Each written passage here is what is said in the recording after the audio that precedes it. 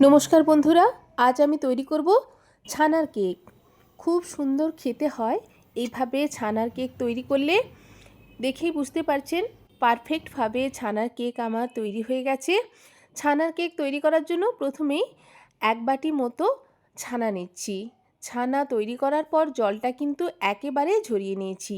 এরপর একটা মিক্সিং বোলে 1/4 কাপ সুজি, 1/2 কাপ চিনি ও 3টে মতো এলাচ দিয়ে আমি একেবারে মিহি করে গুঁড়ো করে নিয়েছি। এরপর ছানাটা হাতে করে মাখিয়ে নিচ্ছি যাতে করে ছানাটা একেবারে স্মুথ হয়ে যায়। ছানার জল কিন্তু ভালো করে ঝরিয়ে নিতে হবে। দেখুন হাতে করে ভালো করে মাখিয়ে নিচ্ছি, একেবারে স্মুথ করে আমি মাখিয়ে নিচ্ছি। এইভাবে মাখানোর ফলে ছানাটা কিন্তু খুব নরম হয়ে যাবে। এরপর আমি এর মধ্যে দিয়ে দিচ্ছি মিক্সিং জারে গুঁড়ো করে রাখা সুজি, চিনি, এলাচ। 1/4 কাপ মতো আমি এখানে ময়দা দিয়েছি, 1/4 কাপ মতো দিয়েছি গুঁড়ো দুধ। এরপর 1/2 চামচ মতো বেকিং পাউডার দিয়েছি প্রথমে, 1/2 চামচেরও একটু কম বেকিং সোডা দিয়েছি। এরপর আবারও হাতে করে মাখিয়ে নিচ্ছি। মাখানোটা যদি হাতে করা হয় ভালোভাবে মাখানো যায়। এইভাবে হাত দিয়েই প্রথমে মাখিয়ে নিচ্ছি। এইভাবে মাখাতে মাখাতে দেখবেন চিনি থেকে একটু রস বেরিয়ে আসবে, ফলে বেশ সফট হয়ে আসবে। এরপর আমি এখানে প্রায় বড় চামচের 2 চামচ মতো দিয়ে দেব দেশি ঘি। ঘি দিলে স্বাদটা ভালো হয়। আপনারা চাইলে এখানে সাদা তেলও ব্যবহার করতে পারেন, তবে ঘি দিলে টেস্টটা বেশি ভালো হয়। 2 চামচ মতো ঘি দিয়েছি। ঘি দেওয়ার পর আবারও খুব ভালো করে হাতে করেই মাখিয়ে নিচ্ছি। এইভাবে ভালো করে মাখানো হয়ে গেলে ব্যাটারটা একটু তরল করার জন্য আমি অল্প অল্প করে জল অ্যাড করব। একেবারে পুরো জলটা দেব না, অল্প অল্প করে এইভাবে জল দিয়ে স্মুথভাবে মাখিয়ে নেব। একটা হ্যান্ড হুইস্কার দিয়ে আমি মাখিয়ে নিচ্ছি।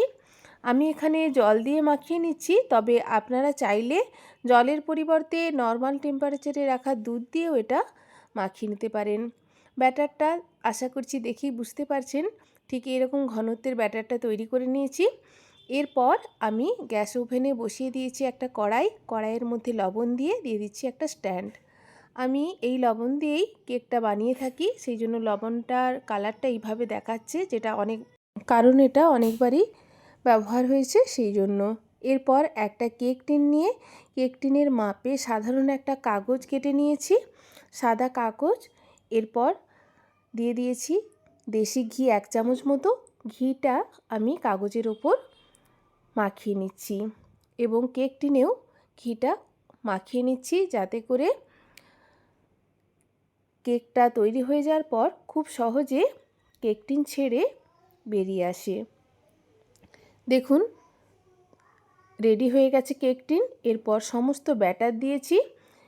ব্যাটার দিয়ে একটু ট্যাপ ট্যাপ করে নিয়ে চামচ দিয়ে ওপরটা একটু প্লেন করে নিয়ে দিয়ে দিচ্ছি কিছুটা আমন্ড কুচি। আমি আমন্ড কুচিয়ে নিয়ে এইভাবে কেকটা নিজের পছন্দ মতো সাজিয়ে নিয়েছি। এরপর এটা আমি দিয়ে দেব কড়াইয়ের মধ্যে। 5 মিনিট ধরে কড়াইটা কিন্তু আগে থেকেই আমি প্রিহিট করে নিয়েছি। সেই প্রিহিট করা কড়াইয়ের মধ্যে কেক টিন দিয়ে ঢাকা দিয়ে গ্যাসের ফ্লেম লোতে রেখে 40 মিনিট মতো আমি এটা বেক করে নিয়েছি। 40 মিনিট কিন্তু আমি বেক করেছি, ঢাকা কিন্তু একেবারেই খুলিনি। ঢাকা না খুলে 40 মিনিট বেক করার পর দেখুন ঢাকা খুলে একটা ছুরি দিয়ে চেক করে নিচ্ছি। ছুরির গায়ে কিন্তু একটুও ব্যাটার লেগে নেই, কেক কিন্তু পারফেক্টভাবে তৈরি হয়ে গেছে।